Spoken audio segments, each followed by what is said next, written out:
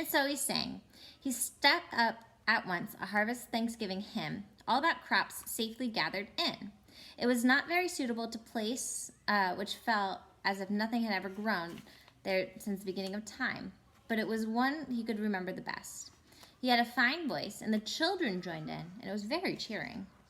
Uncle Andrew and the witch did not join in. Toward the end of the hymn, Diggory felt someone plucking at his elbow from a general smell of brandy and cigars and good clothes. He decided that it must be Uncle Andrew. Uncle Andrew was cautiously pulling him away from the others. When they had gone a little distance, the old man put his mouth so close to Diggory's ear that it tickled and then whispered, "Now, my boy, slip on your ring. Let's be off." But the witch had very good ears. "Fool," came her voice, and she leaped off her horse. "Have you forgotten that I can hear men's thoughts? Let go, boy. If you attempt treachery, I shall take vengeance upon you as if nothing was heard in all the world from the beginning. And," added Diggory, "if you think I'm such a mean pig as to go off and leave Polly and the cabby and the horse in such a place like this, well, you're mistaken." "You are a very naughty and impertinent little boy," said Uncle Andrew. "Hush!" cried the cabby, and then they all listened. In the darkness, something was happening at last. A voice had begun to sing. It was very far away, and Diggory found it hard to decide from what direction it was coming.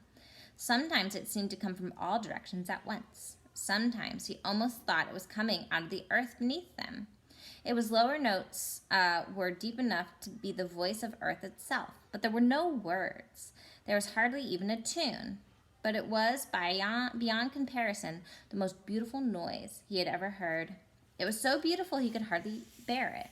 The horse seemed to like it too. He gave sort of a whinny a horse could give if, after years of being a cab horse, it found itself back in an old field where it played as a fowl, and saw someone who it remembered and loved coming across the field to bring him a lump of sugar. "Ah," said the cabby, "isn't it lovely?" Then two wonders happened at the same moment. One was that the voice suddenly joined by the others, more voices than you could possibly count. They were in harmony with it, but far higher up the scale. Cold, tingling, silvery voices. The second wonder was that the blackness overhead all at once was blazing with stars. They didn't come out gently one by one, as they do in the summer. At a moment there had been nothing but darkness, and then the next moment 1,000 points of light leaped out, single stars, constellations, and planets, brighter and bigger than any in our world. And there was no clouds. The new stars and the new voices began at exactly the same time. And if you had seen it and heard it, as Diggory did, you would have felt quite certain that it was the stars themselves which were singing, and that it was the first voice, the deep one, which had made them appear and made them sing.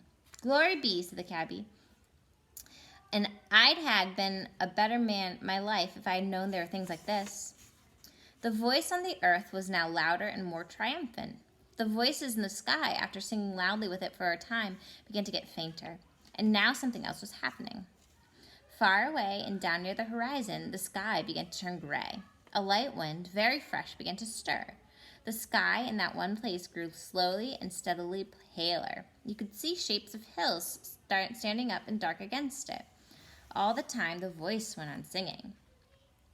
There was soon a light enough for them to see one another's faces. The cabby and the two other children had mouths open and shining eyes. They were drinking in the sound, and they looked as if it reminded them of something. Uncle Andrew's mouth was open too, but not with joy. He looked more as if his chin had simply dropped away from the rest of his face. His shoulders were stooped and his knees shook. He was not liking the voice. If he could have gotten away from it by creeping into a rat hole, he would have done so. But the witch looked as if, in a way, she understood the music better than any of them. Her mouth was shut, her lips were pressed together, and her fists were clenched. Ever since the song had begun, she had felt that this whole world was filled with magic, a different sort of magic from hers and stronger, and she hated it. She would have smashed the whole world to pieces, or all worlds to pieces, if only to stop the singing. The horse stood with its ears well forward and twitching. Every now and again it snorted and stamped on the ground, and no longer looked like a tired old cab horse, and you could now believe that was farther had been in battles. The eastern sky changed from white to pink, and then from pink to gold. The voice rose and rose until all the air was shaking with it. And just as it had swelled to the mightiest and most glorious sound it had yet to produce, a sun arose. Diggory had never seen such a sun. The sun stood above the ruins of Charn, had looked older than ours. This one looked young. You could imagine that it laughed for joy when it came up. And as the beams shot across the land, the travelers could see for the first time what sort of place they were in. It was a valley through which a broad, swift river rounded away, flowing eastward and towards the sun. Southward there were mountains, and northward there were low hills. But it was a valley of mere earth, rock, and water. There was not a tree, a bush, nor a blade of grass to be seen. The earth was very many colors. They were fresh, hot, and vivid. They made you feel excited until you saw the singer himself, and then you forgot everything else. It was a lion, huge, shaggy, and bright. It stood facing the rising sun. Its mouth was wide open in song, and it was about 300 yards away.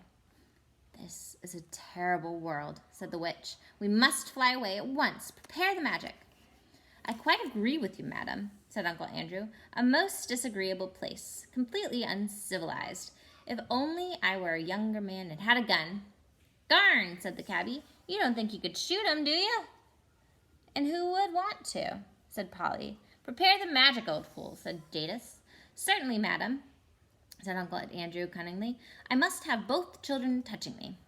"All right, put on your homeward ring at once, Diggory." He wanted to get away without the witch. "Oh, it's the rings, is it?" cried Jadis. She would have had her hands on Diggory's pockets before he could say knife, but Diggory grabbed Polly and shouted, "Take care! If either of you come out half an inch nearer, we will vanish without you, and you'll be left here for good." "Yes, I have a ring in my pocket, and that Polly will take me home. And look, my hand is just ready, so keep your distance. I'm sorry about you." So he looked at the cabby. "And about the horse, but I can't help that.